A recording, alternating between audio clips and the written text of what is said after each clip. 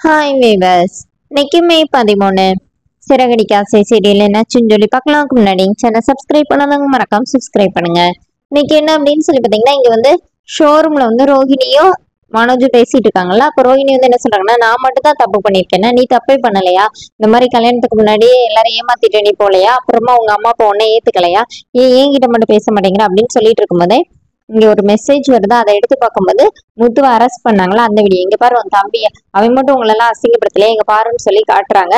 அப்புறமா இவனை எதுக்கு போலீஸ் அரெஸ்ட் பண்ணிட்டு போதுனோடனே, ஆமா இந்த என்ன புதுசா அப்படிங்கிற மாதிரி ரோகிணி சொல்றாங்க. இங்க விஜயாவுக்கு அதே மெசேஜ் வருது. இப்ப விஜயா வந்து அதை அண்ணாமலை கிட்ட காட்டிட்டு, இவனை போய் பிள்ளைன்னு சொல்றதுக்கு எனக்கு அசிங்கமா இருக்குது, அது உங்க அம்மா தானே வளர்த்தாங்க, இவன் சின்ன பிள்ளையில இவன் ஜெயிலுக்கு தானே போனா அப்படின்னோடனே இப்ப அண்ணாமலை என்ன சொல்றாருன்னா, இங்க பாரு சின்ன பிள்ளைல நான் ஜெயிலுக்கு போனதுதான் உனக்கு தெரியும், ஆனா அந்த நடந்த விஷயம் உனக்கு தெரியுமா, சில விஷயத்த மறைக்கிறது தான் நல்லது, வாயை மூடிட்டு வா அப்படிங்கிற மாதிரி திட்டுறாரு. இங்க என்ன ஆகுதுன்னா, ஸ்ருதி வந்து அந்த வீடியோ வந்து ரவி கிட்ட காட்டுறாங்க.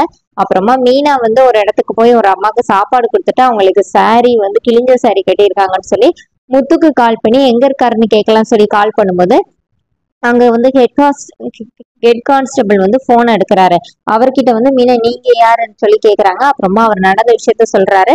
இப்ப மீனா நேரா ஸ்டேஷன் வராங்க. அதுக்குள்ள அருண் வந்துடுறாரு. அப்புறமா அங்க இருக்கிற வந்து இன்ஸ்பெக்டர் வந்து இவன் டிரைவிங் லைசன்ஸை கேன்சல் பண்ணிருக்கணும். இப்போ முத்து கெஞ்சுறாரு, சார் என் கார்ல பிரேக் பிடிக்கல, சொல்றதை கேளுங்கன்னு சொல்லி கெஞ்சுறாரு. ஆனா அவர் வந்து கேன்சல் பண்ணுங்கன்னு சொல்லிட்டு அவர் அங்கிருந்து போயிடுறாரு. இப்ப அருண் வந்து சரியா வந்து மாட்டிக்கிட்டடா நீ, இன்னைக்குதான் அப்படிங்கிற மாதிரி சொல்லிட்டு நீ வெளியில போ அப்படின்னு சொல்லி எல்லாருமா முத்துவை வெளியில போக சொல்லிடுறாங்க.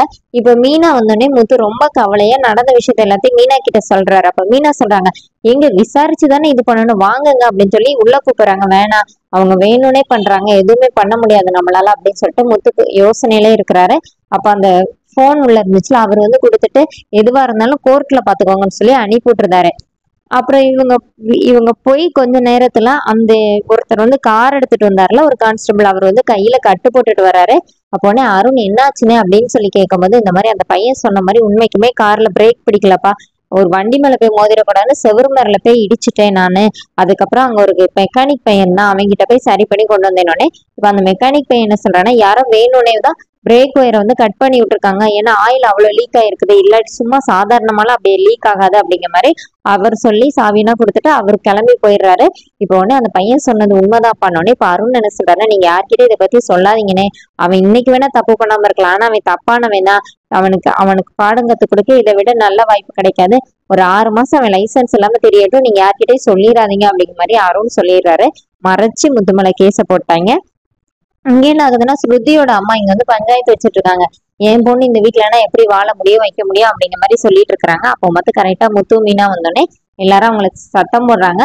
இப்ப மீனா வந்து ஸ்ருதியோட அம்மா கிட்ட வந்து கோவப்படுறாங்க. இந்த மாதிரி என்ன நடந்துச்சுன்னே தெரியாம எதுக்கு இப்படி பேசுறீங்கன்னு சொல்லிட்டு அண்ணாமலை கிட்ட வந்து மன்னிப்பு கேட்கறாங்க மீனா. அதோட என்னோட எபிசோட் ரன் பண்ணியிருக்காங்க. இன்னும் வீட்டுல என்ன நடந்துச்சுன்னு இன்னும் சொல்லல. அதோட என்னோட எபிசோட் ரன் பண்ணியிருக்காங்க. தேங்க்யூ.